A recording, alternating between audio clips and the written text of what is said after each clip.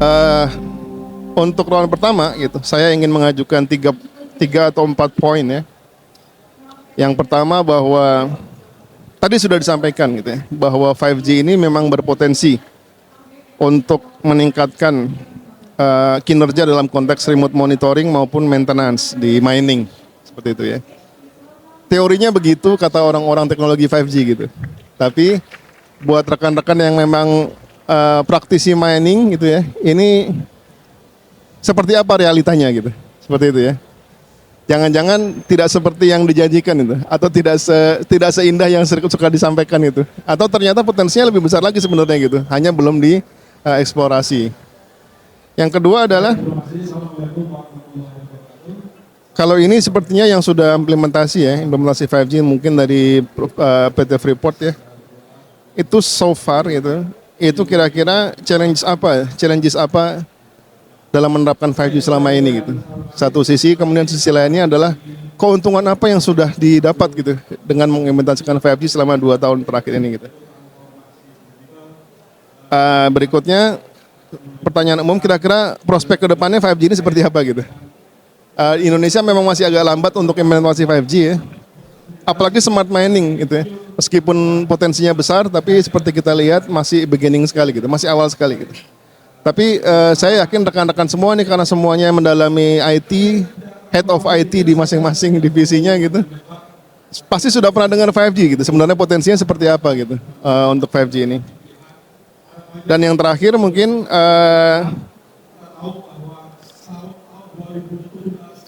ekosistem 5G ini kira-kira akan berkembang sejauh mana gitu. Bisa berkembang sejauh mana di Indonesia gitu. Mungkin demikian, saya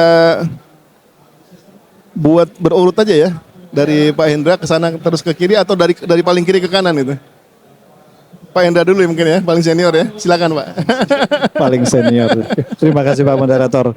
Ya, Assalamualaikum warahmatullahi wabarakatuh. Assalamualaikum. Salam sejahtera buat kita semua. Terima kasih sudah diundang di acara yang sangat luar biasa, dan tadi Bu Sesdijen sebenarnya sudah memaparkan secara garis besar yang luar biasa. Jadi itu sudah terjawab semua tadi di sana di Bu Dirjen.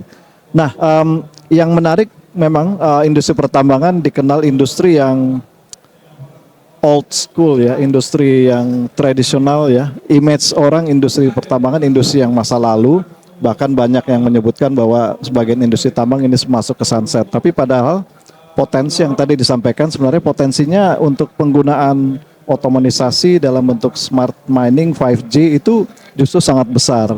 Bahkan ada beberapa data yang menyebutkan bahwa pasar untuk 5G ini sebenarnya masih growth-nya masih tinggi sekali ya. CAGR-nya bahkan ada yang menyebutkan 35% per year. Jadi peluangnya besar sekali. Saat ini sekitar lebih dari 2 billion ya worldwide. Nah, cuman memang tadi Indonesia kue untuk pemanfaatan 5G ini masih kecil banget. Tadi disampaikan juga oleh Bu Sesdijen, inisiasi awal dilakukan oleh Freeport. Tapi ke depan ini merupakan peluang yang sangat menarik, apalagi industri kita bertransformasi untuk menuju ke industri yang menghasilkan energi lebih bersih. Atau di era transisi energi tentu saja semua industri pertambangan mau nggak mau harus berupaya maksimal mengurangi emisi ya, dekarbonisasi, dan penggunaan otomatisasi atau 5G ini menjadi sangat kritikal. Namun tentu saja tantangan yang disebutkan tadi memang belum banyak. Ini lebih disebabkan kalau saya melihat profil dari sektor pertambangan kita yang sangat diverse sekali. Tadi Bu Sesdijen memaparkan jumlah izin pertambangan Indonesia lebih 4.000 ya, dan tentu saja dengan skala industri yang sangat berbeda satu sama lain ya. Skala industri ada yang skalanya lebih kecil, cadangannya juga sangat kecil, mungkin 5 tahun ke bawah, bahkan ada yang punya cadangan 50 bahkan ratusan tahun cadangan. Nah, ini tentu saja faktor cadangan ini sangat mempengaruhi bagaimana suatu perusahaan itu berinisiasi untuk memanfaatkan teknologi maju atau 5G untuk bisa berinvestasi di jangka panjang. Jadi singkatnya, kalau perusahaan-perusahaan yang punya visi jangka panjang melakukan transisi, transformasi, dan cadangannya banyak, ini merupakan satu kebutuhan yang sangat mendesak. Lebih cepat, lebih bagus. Namun kalau perusahaan-perusahaan yang skalanya kecil, yang jumlahnya sangat banyak ya. Ini tentu saja masih merupakan kendala karena kembali lagi biaya ya, bagaimana juga. Jadi perusahaan-perusahaan pertambangan yang kebanyakan memang masih tradisional, apa yang kecil-kecil, pasti tantangan biaya dulu kalau untuk investasi di infrastruktur IT tantangannya, karena mereka bilang wah cadangannya hanya 5 tahun, 10 tahun, ngapain untuk berinvestasi. Padahal jika edukasi sosialisasi ini dilakukan lebih apa namanya, lebih ekstensif ya, mungkin ini dapat menimbulkan inisiatif bahwa meskipun cadangannya nggak banyak, skala produksinya juga makin relatif kecil, tapi penggunaan 5G ini mendesak untuk bisa mereduce biaya operasional dan tentu saja melakukan efisiensi hingga perusahaan dapat memanfaatkan margin. Nah, ini penting karena sektor pertambangan resikonya tinggi tentu saja ya, tadi disebutkan Bu Sesdijen, resiko geologinya tinggi sekali dan juga resiko operasionalnya, apalagi harga komoditas ini udah bisa kayak roller coaster ya. Batu bara misalnya zaman Covid awal 2020 harga itu bisa di bawah $60 per ton selama 12 bulan. Tiba-tiba setahun kemudian harga naik menjadi 200 bahkan 300. Ini benar-benar kayak roller coaster. Nah, disitulah tentu saja perusahaan-perusahaan apalagi yang skala ekonominya kecil ini mereka sangat memperhitungkan biaya untuk bisa berinvestasi di 5G. Itu mungkin gambaran umum tantangan yang dihadapi atau bagaimana prospek pengembangan 5G di sektor pertambangan. Jadi profil penambangannya tentu saja berbeda satu sama lain dan needs-nya juga berbeda. Perusahaan-perusahaan yang transformasi melakukan downstreaming seperti Freeport ini merupakan kebutuhan, tapi dan juga grup-grup di MindID ini juga yang menjadi leading dari transformasi penambangan ke energi yang ekosistem lebih bersih, ini sangat mendesak. Tapi di perusahaan-perusahaan yang masih kecil ini masih tantangan. Itu aja dari saya. Makasih Pak. Terima kasih Pak Indra. Lanjut Pak Widya, sebagai holding kan melihatnya lebih banyak ini ya, banyak perusahaan yang di bawahnya gitu. Jadi makasih. Assalamualaikum warahmatullahi wabarakatuh. Selamat pagi semuanya. Menjelang siang ya. Tadi saya lihat slide-nya dari Bu Siti itu kayaknya udah mencakup semua ya. Jadi saya mungkin menambahkan sedikit terkait dengan ternyata kan besar sekali potensi negara untuk dapat dari industri mining ini ya. Dari MindID sendiri sebagai holding, kita ada Freeport Indonesia, salah satunya ada Vale, ada Antam, ada Bukit Asam, ada Inalum. Itu kontribusi kita di tahun lalu itu sekitar 130 triliun revenue. Which is kalau di profit kurang lebih 27 triliun. Itu besar sekali.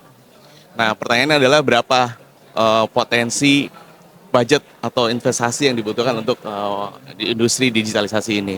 Itu yang sangat variasi gitu. Mungkin Freeport salah satu contoh yang kita udah menerapkan digitalisasi dari penggunaan 5G, yang automation, bahkan juga kita bisa remote gitu. Mungkin ntar Mas Arief bisa jelaskan lebih detail. Tapi dari kita sendiri industri di MindID itu variasinya banyak. Jadi kita dari kayak Freeport yang tambangnya itu underground gitu ya, yang mungkin akan lebih aman kalau itu drivernya di jauh berapa kilo gitu ya untuk safety. Tapi ada juga kita yang open pit. Bahkan kita kayak Timah itu ada juga yang adanya di laut, tengah laut nambangnya. Nah itu kan jadi challenging yang kita yang harus hadapi itu seperti apa. Nah mudah-mudahan 5G itu menjawab tuh. Kalau yang di darat, yang underground mungkin 5G bisa dapat semuanya, bisa membantu. Tapi yang di laut seperti apa gitu? Di laut kan nggak ada BTS ya. Mungkin 6G mungkin ya. Iya. Nah itu yang jadi challenging. Tapi yang saya mau highlight di sini adalah nggak cuma teknologi Pak. Tadi udah jelasin juga Pak Indra lebih detail juga tentang digitalisasi ini membantu di dunia industri kita di pertambangan. Yang saya mau highlight adalah, saya setuju dengan Pak Indra tadi bilang, kita ini konvensional banget di mining ini. Industrinya industri konvensional. Jadi hal yang paling penting utama adalah human-nya Pak. Human mindset itu harus dirubah. Kalau ngomongin sama orang IT, mungkin di sini di TI banyak orang IT juga gitu ya. Mungkin ini orang digital talent semua nih, kalau dari kementerian bilang ini digital talent. Nah, yang kita perlu ubah adalah orang-orang atau manusia-manusia yang di operation, yang menjalankan gak cuma di operation loh, di kantor kita juga ya, divisi-divisi yang non IT, itu harus mindsetnya berubah, harus digitalisasi, jadi harus konsepnya menggunakan digitalisasi, terus menggunakan, sekarang udah trennya kan AI gitu ya, nah itu juga harus berubah. Makanya kita juga di Mind ID itu punya RJPP, tadi Pak Hendro juga bilang kita udah punya Pak rencana jangka panjang perusahaan. Nah, RJPP kita tuh salah satunya topiknya ada teknologi. Dari teknologi ini kita turunkan menjadi digitalisasi roadmap di Mind ID Group. Nah, ini kita turunkan lagi berupa pedoman strategis dari holding ke anggota untuk menerapkan digitalisasi dan kebijakan pelaksanaannya seperti apa. Jadi nggak cuman kita bikin roadmap-nya, tapi implementasinya, how-nya gimana juga kita harus gandeng. Bersama-sama itu, kalau nggak salah tuh dari 2 bulan yang lalu ya, saya dengan teman-teman di anggota termasuk Report Indonesia ya, kita ngumpul semuanya, orang-orang digital untuk supaya mengembangkan. Dan kita juga lagi roadshow ke semua orang-orang operation kita untuk menerapkan digitalisasi. Karena IT sama OT itu di dunia tambang itu silo, Pak. Itu temboknya tinggi banget. Orang IT digital ngomong ini, kita ngomongin digital. Orang OT nggak usah lah, kita begini aja udah menghasilkan uang kok. Kayak itu yang jadi challenging kita di digital talent, harus rubah mindsetnya. Saya kira itu ya yang tantangan di dunia industri kita ya. Makasih, beberapa poin menarik bisa diambil itu. Silakan Pak Arif. Pak Arif. Baik, yes. Assalamualaikum warahmatullahi wabarakatuh. Terima kasih. Tadi menyambut temanya kelihatannya sudah common tema bahwa pertambangan adalah old school. Jadi kita harus mengeducate orang operation untuk adapt terhadap teknologi terutama ya the 5G ini. Nah, jadi pertanyaannya, kami sudah mengimplement selama 2 tahun, tapi yang lain mana? Gitu, yang lain mana? Nah, itu kan memang yang, jadi kita di sini temanya kebanyakan challenge daripada apa achievementnya ya. Potensinya besar sekali. Tadi sudah disampaikan juga Bu Rita. Potensinya besar sekali dari sisi, kalau dari sisi kami, dari pengalaman kami itu yang sangat benefitnya adalah dari sisi safety, karena bisa dibayangkan bahwa challenge di operation di underground, di bawah tanah itu seperti apa. Dan kami di situ bergumul dengan yang namanya wet mud. Wet mud itu lumpur. Jadi kalau dikeruk dan lumpurnya jatuh itu sangat berbahaya. Jadi kami itu yang driving force-nya adalah safety dari karyawan kita sendiri. Kita nggak mungkin ngasih karyawan di tempat yang bahaya, yang potensinya resikonya sangat tinggi. Masuk ke underground aja udah resiko, apalagi sampai ngeruk-ngeruk bahan yang bisa jadi lumpur gitu. Nah, jadi itu yang driving force kita. Tentunya banyak pertambangan yang di luar sana, kami mungkin unik ya karena di bawah tanah. Tapi yang lain di tempat lain di Indonesia terutama banyakan yang masih open pit kan, yang banyakan yang terbuka, tambang terbuka, ada yang di laut juga tapi ada yang terbuka. Nah, itu yang potensi 5G yang di sana yang perlu digali. Kebetulan di tempat kami memang sudah tutup yang tambang terbuka yang mungkin sering dilihat namanya Grasberg itu sudah tutup beberapa tahun yang lalu. Sekarang sedang proses reklamasi. Jadinya kami tantangannya beda lagi. Di situ ini bicara mengenai potensi. Kalau dari sisi kami bukan hanya remote operation saja, tapi ada masuk lagi dari sisi safety itu radar yang memonitor slope, jadi memonitor pergerakan kalau tambangnya sudah sangat dalam, tambang terbuka ya, itu ada radar yang bisa mendeteksi dini jika ada pergerakan sedikit pun. Nah, itu satu contoh potensi yang bisa menggunakan 5G karena itu semi mobile ya. Kalau misalnya fix mungkin 5G kurang beneficial karena ya tarik kabel aja gitu. Jadi di sini kan kita bicara dengan wireless itu harus yang sifatnya mobile ya. Memang remote operation itu yang paling inti ya. Remote operation kalau di tambang terbuka dengan truk-truk yang sedemikian banyak itu sangat beneficial di situ. Tapi dari sisi safety-nya juga harus dilihat bahwa, nah ini lagi-lagi untuk untuk memproteksi karyawan-karyawan tambang sendiri gitu. Jadinya potensi kedepannya banyak, tapi mana nih? Kami sudah implement yang lain mana nih? Ayo kita giatkan demi seperti saya bilang tadi, demi yang nomor satu adalah safety dari keselamatan karyawan-karyawan kita. Kita tidak mau sampai orang celaka karena melakukan suatu di pertambangan ini, gitu. Jadi kembali ke situ. Saya rasa itu saja dari Ya, saya. terima kasih Pak Arief. Silakan Pak Ahmad. Ya, terima kasih Pak Sigit. Mungkin saya mau coba perkenalkan dulu nih ABM ini apa, takutnya bapak-bapak di sini kurang mengenali gitu ya. Jadi ABM ini kode sahamnya ABMM ya, salah satu saham yang favoritnya Pak Lo Keng Hong kalau pada ada yang main saham. Nah, kita adalah holding company dari grupnya Trakindo gitu ya. Jadi di grup Trakindo ini perusahaan yang related ke penambangan end to end tuh ya, pit to portnya itu semua ditaruh di bawah holding ABM. Jadi kayak kalau bapak pernah dengar Cipta Kerja Tama, Cipta Kerja Bahari Logistik, Sanggar Sarana Baja, itu semua ada di dalam grupnya ABM.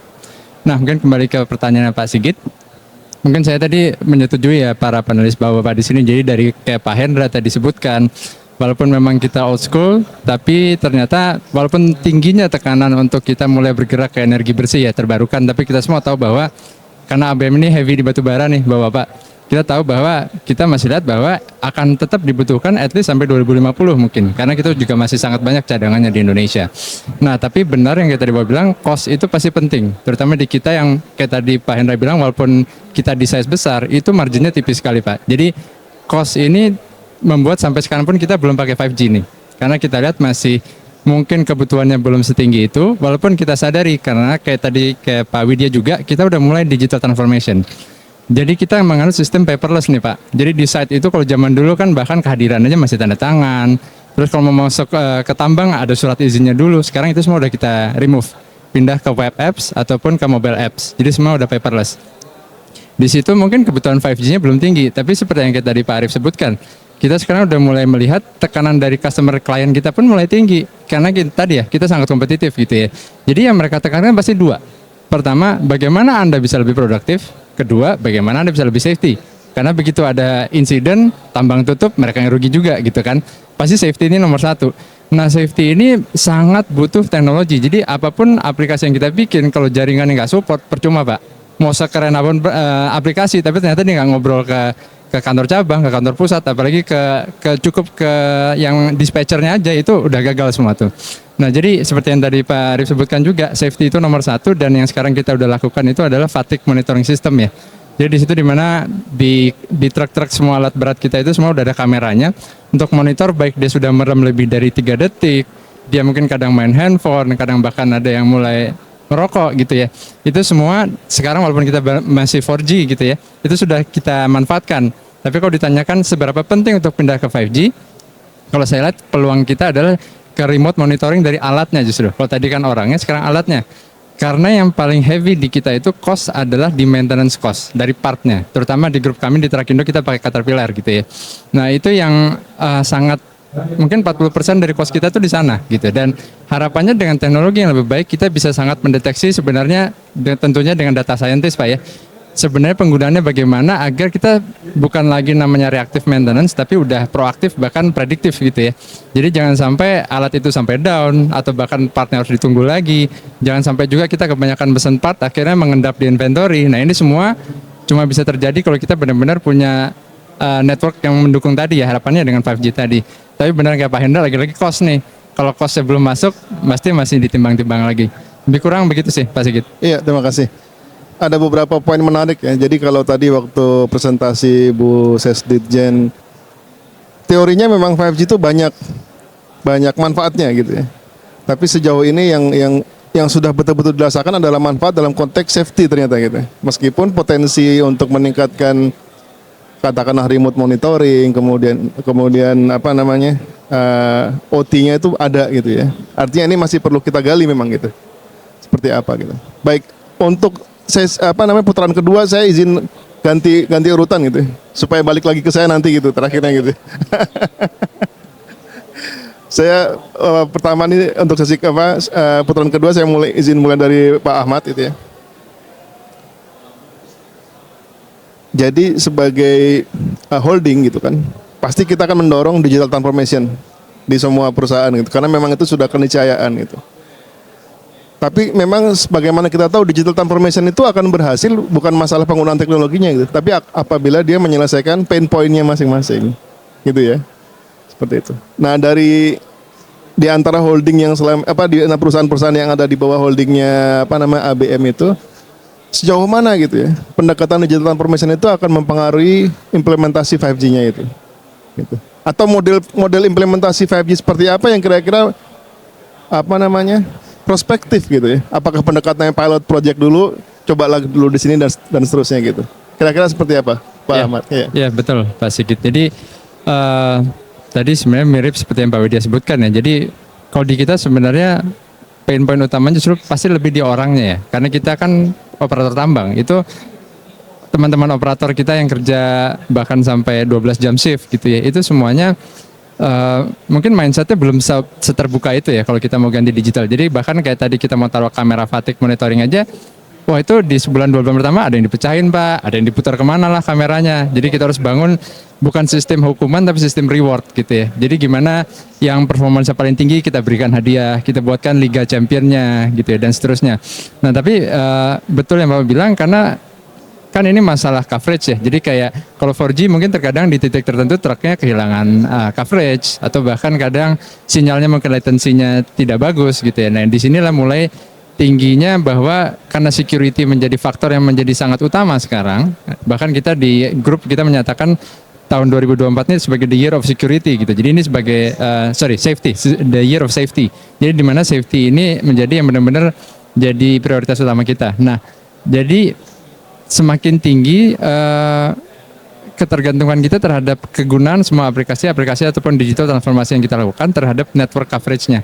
Nah ini yang kita harapkan sebenarnya bisa di-provide oleh 5G gitu ya. Nah ini yang tapi lagi-lagi dari kacamata kita di bisnis pasti juga melihat plus minusnya nih. Jadi benefitnya apakah menjustify cost-nya gitu ya. Nah ini yang selalu kita lihat.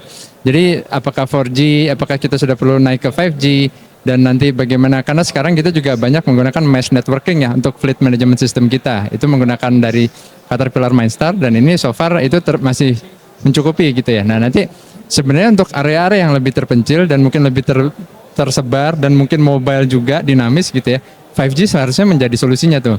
Terutama apabila kita menggunakan banyak drone yang perlu cepat, karena sekarang lagi musim hujan nih Pak, kita harus cepat ngecek kondisi tanahnya, kondisi jalannya. Nah itu cuma bisa dengan drone gitu ya kalau mau cepat ya.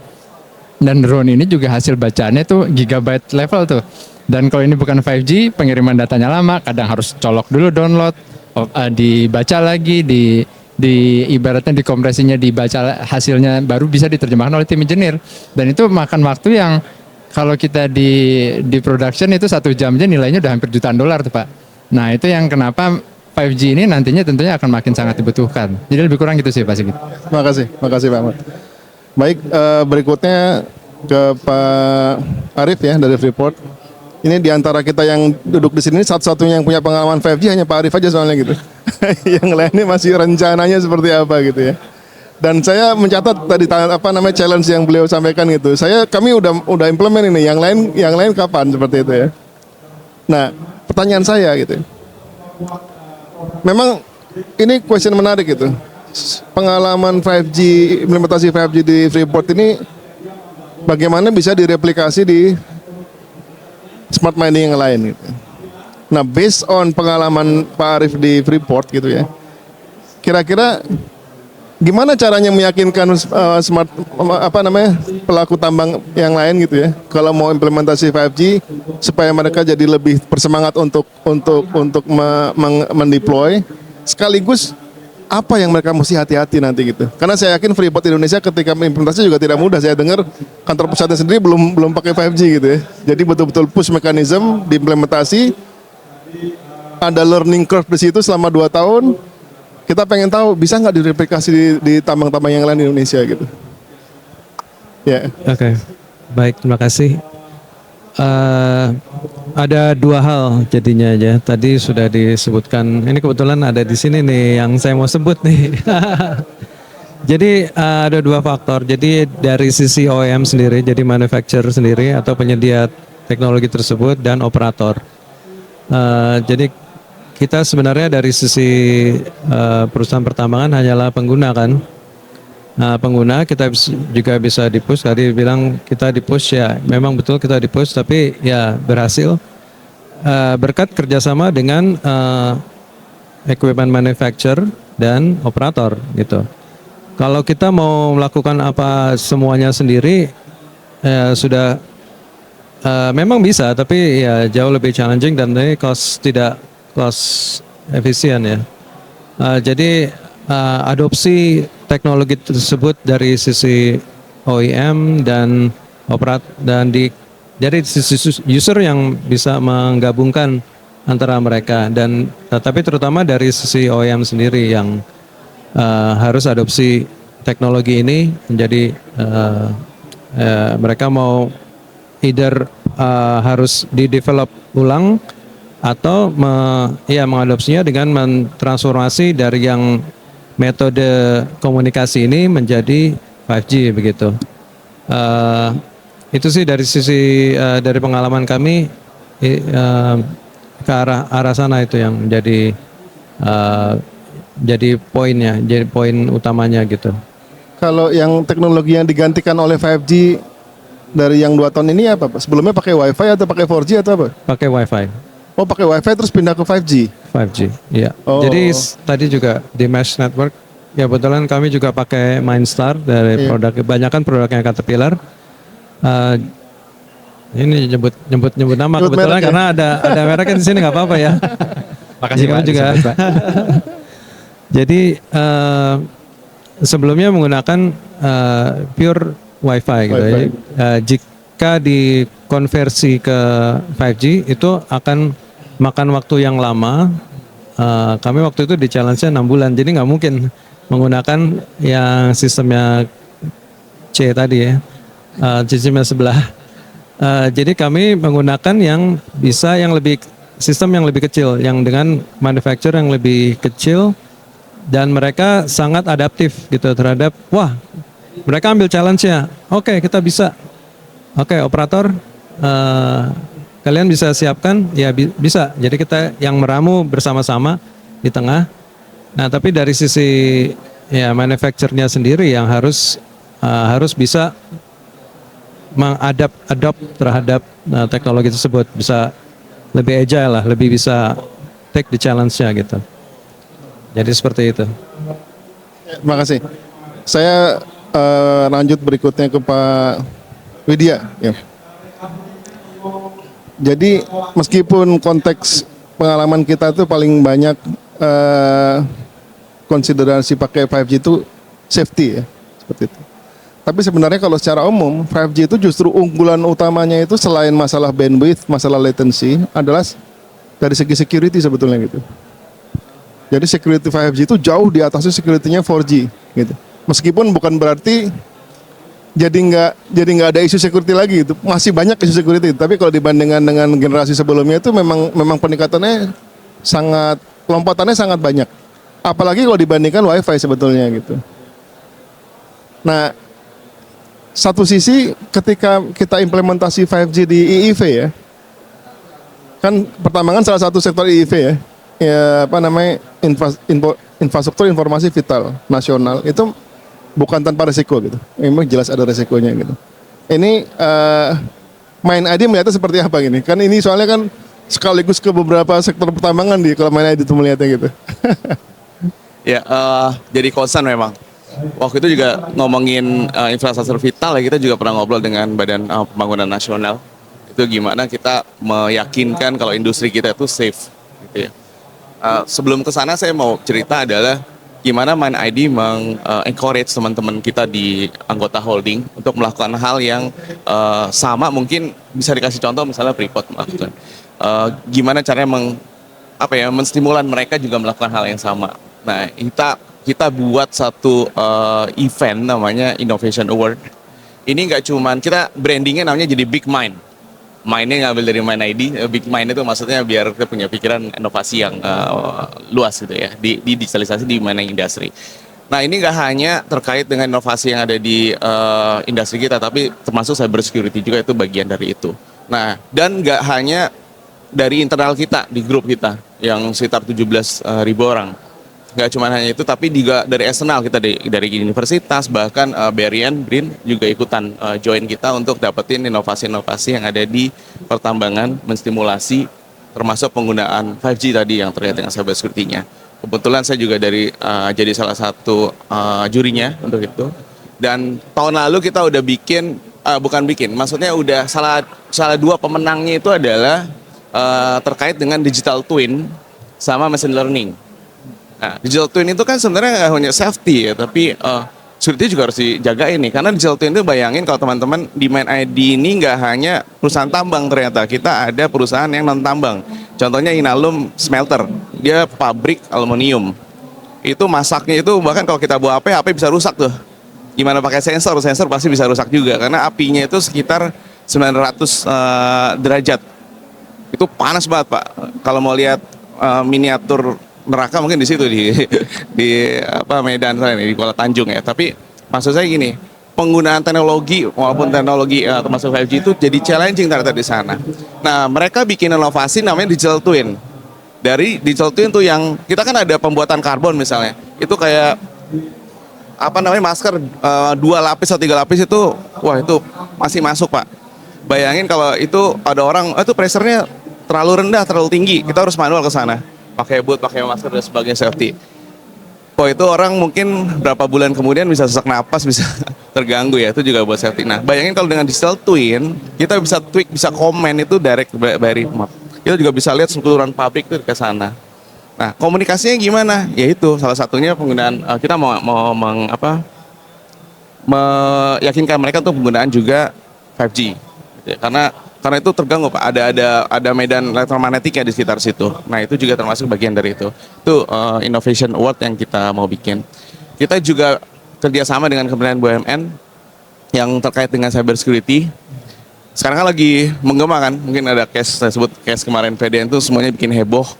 Saya dipanggil kementerian cuman gara-gara itu juga gitu ya. Ini karena Main ID kan kalau di klaster industri BUMN itu kita satu klaster, satu perusahaan, Pak. Main ID satu grup.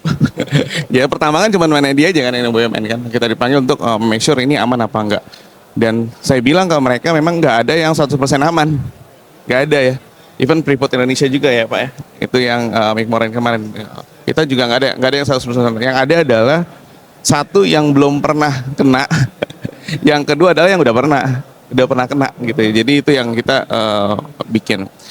Saya juga kerjasama dengan 4DG untuk cyber security ini nggak hanya di IT, jadi ada OT security.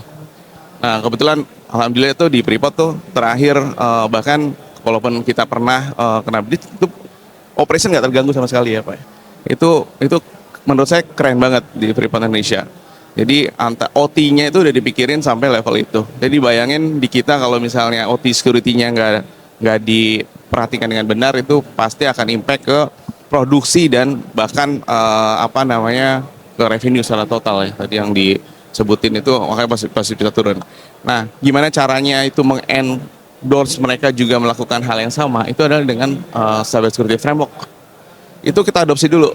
Kita harus pakai framework yang sama. Pasti ngomongnya adalah identify, protection, monitoring 24 jam ya. Terus sampai recovery-nya gitu ya, how to respond sampai recovery gimana, itu kita punya standar dulu. Semua anggota holding harus sama. Nah pasti challenge-nya adalah ya Freeport punya uang banyak Om, Bukit Asam punya uang banyak Om, gimana yang lain? Protection-nya kan nggak bisa disamaratakan. Nah yang kita bikin adalah standar protection-nya, function-nya.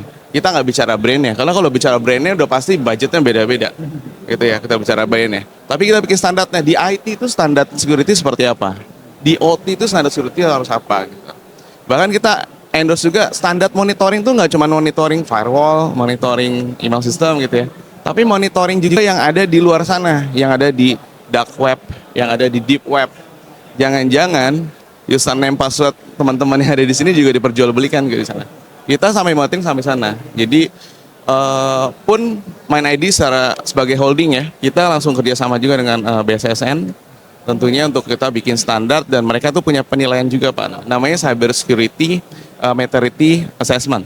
Jadi kita bisa nentuin cyber security level kita tuh nilainya berapa. Nah, kita juga kerjasama sama mereka juga untuk setiap tahun kita lakukan di semua anggota holding kita. Jadi kita bisa mapping, oh anggota holding kita ini masih rendah yang ini. Yuk kita endorse, kita bantuin supaya bisa sama. Nah, yang kedua adalah gimana bikin standar. Kan kalau yang IT ya khususnya itu kan banyak yang operation things kayak server management, network management. Kalau dari anggota holding kita semua ya, kita sebutnya anggota holding itu subsidiary ya, Bapak Ibu. Itu diambil semua operation things-nya yang terkait sama IT, mereka kan jadi fokusnya ke digitalisasinya. Nggak ngomongin lagi gimana server di restart, gimana server di patch. Itu operation kan. Operationnya udah kita standarin, kita bikin salah satu anak perusahaan lagi untuk IT operation. Jadi yang ada di anggota holding lebih fokus ke how to meningkatkan OT digitalisasinya dan OT security-nya. Itu menurut saya strategik yang ada di MindID ya, gitu, Pak. Tadi kan salah satu yang dikeluhkan adalah cost-nya mahal untuk migrasi ke 5G gitu ya. Iya, salah satunya. Nah ini peluangnya kalau model subsidi gimana kira-kira gitu? Ini kan misalnya nanya ke holding loh kayak gini gitu.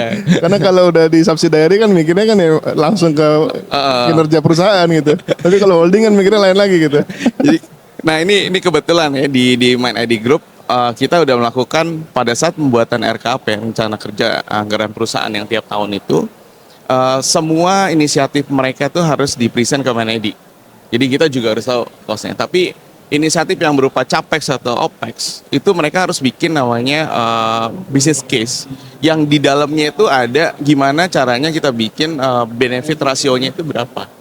Itu dari situ dulu Pak. Itu challenge yang kita. Jangan sampai kita punya inisiatif. Kan inisiatif itu cuma ada tiga yang kita bisa lakukan di inisiatif. Yang pertama adalah inisiatif ini meningkatkan produksi apa enggak, revenue apa enggak, cuan apa enggak, gitu kan. Ngomongin cyber security, beli apa firewall? Firewall itu bisa memiliran juga ya, nggak impact ke produksi Pak. Ya kan. Yang kedua adalah cost efficiency. Cost efficiency gimana kalau meningkatkan itu? Implementasi digitalisasi itu kita bisa cost efficiency, misalnya jadi lebih cepat atau lebih let's say ya, di kami itu ada namanya, tadi kita ngomongin operation ya, sekarang kita mundur sedikit namanya ngomongin exploration. Exploration itu satu hal yang penting. Kadang-kadang kita ngomongin mining, dunia tambang itu cuma produksinya, padahal sebelum produksi itu ada proses eksplorasi yang bertahun-tahun. Gimana reserve kita tuh, cadangan sumber daya kita itu ada dan diketahui. Kebayangin kalau itu nggak ada ya, produksinya habis, nganggur kita, stop produksi. Jadi eksplorasi itu ada. Nah, teknologi eksplorasi itu juga kita kembangin. Contohnya adalah gimana misalnya kita ambil sampel, dari sampel itu tanah ya, kita foto, dari foto itu kita menggunakan AI, jadi tahu kira-kira kandungan mineral yang ada di batu itu ada apa aja. Itu akan mempercepat proses eksplorasi. Itu salah satunya. Itu yang kita mau endorse ke sana. Tadi kalau misalnya kembali ke 5G itu lebih mahal atau lebih costly gitu ya, gimana secara subsidinya? No, kita yang ada adalah namanya joint development atau joint implementation. Di situ kita juga ada. Kita ada beberapa hal yang kita lakukan hal itu seperti itu. Sama, jadi kalau kita kuantitinya bayangin MindID kan gede-gede tuh angkanya, orangnya juga banyak. Kalau itu dilakukan sendiri-sendiri mungkin lebih costly, Pak. Tapi kalau itu dilakukan, yuk barengan yuk. Misalnya sekarang kan Freeport udah lakukan. Yang lain kan belum lakukan. Kalau nggak salah sebulan atau 2 bulan lagi tuh teman-teman dari anggota holding lain kita kirim ya ke Freeport untuk belajar langsung ke Freeport untuk menstimulasi mereka, oh digitalisasi seperti ini. Kalau mereka udah oke ya setuju ABC lakukan ini, kita join development Pak. Akhirnya kan costnya jadi lebih murah. Karena bargaining power kita itu juga lebih tinggi. Nah yang kita udah lakukan, mungkin nanti 5G akan kita lakukan juga, itu adalah yang ERP system kita. ERP system kita joint development. Jadi instead of mereka punya ERP system sendiri-sendiri yang which is mahal itu, kita punya one instance ERP system. Jadi cuma satu dipakai semua. Itu salah satu strategi sih menurut saya. Terima kasih. Luar biasa poinnya, menarik banyak sekali itu.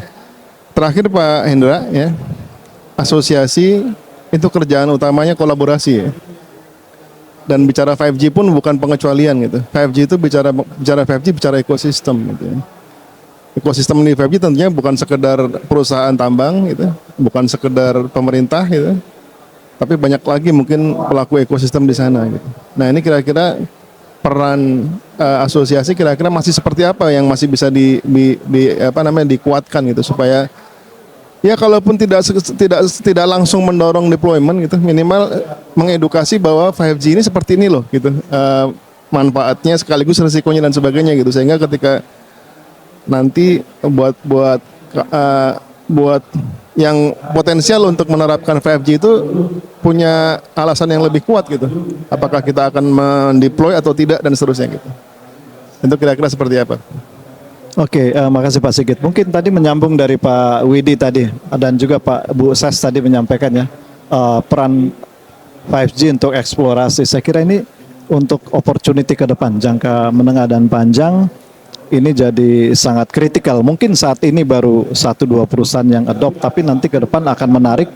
Dan apabila juga investasi asing masuk lagi ke Indonesia, khususnya tambang, ini akan jadi sangat-sangat berpotensi. Apalagi kita sekarang menuju era transisi energi, disitulah muncul kebutuhan akan komoditas mineral termasuk mineral jarang ya. Jadi critical mineral nanti akan menjadi sangat strategis nanti dalam peran ini. Oleh karena itu peran 5G nanti akan sangat bermanfaat untuk dapat mengeksplor nanti potensi mineral kritikal yang nanti akan berperan untuk transisi energi. Dan termasuk ekosistem industri ini juga tentu ada device manufacturing ya yang juga membutuhkan komponen mineral-mineral. Nah, peran asosiasi tentu saja sebagai fasilitator, kami akan membentuk nanti satu komite ya, mungkin teman-teman dari Freeport bergabung atau ABM juga anggota kami ya, dan juga Main ID akan membentuk satu komite untuk digital ya. Nah, di situ kita peran kami nanti akan memfasilitasi adanya sharing session ya, mengundang para pakar-pakar dan juga akan mengulas berbagai aspek-aspek yang penting tadi, dan intinya tuh sharing session ya. Dan kami juga melakukan di beberapa aspek ya, bukan hanya di digital teknologi akan ke depan. Kami sebelumnya melakukan fasilitasi sharing session misalnya di lingkungan ya. Ada beberapa perusahaan yang mendapatkan pemeringkatan lingkungan yang bagus ya, yang ini kita sharing ya ke teman-teman yang ingin memperbaiki kinerjanya ya, untuk melakukan reklamasi seperti itu kita lakukan. Dan digital ini salah satu yang aspek yang menjadi kita perhatian penting. Jadi saya kira dengan acara DTI ini momentum juga buat industri ya berbenah untuk paling tidak melek ya, bahwa potensi dan tantangan 5G ini ke depan perlu dieksplor, dan disitu laporan asosiasi. Ya. Terima kasih.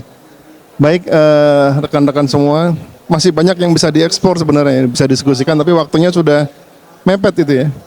Saya biasanya kalau sesi begini saya lempar ke floor gitu, tapi begitu stylenya adalah silent conference, sudah hilang harapan untuk dilempar ke floor gitu. Jadi nanti kalau ada yang mau tanya silahkan diingat wajah-wajahnya, langsung ditangkap saja gitu sebelum pergi lagi gitu ya. Baik, sebagai penutup ya, seperti yang tadi kita sudah lihat di depan gitu, 5G itu sangat awal sekali fasenya gitu, still in the beginning gitu.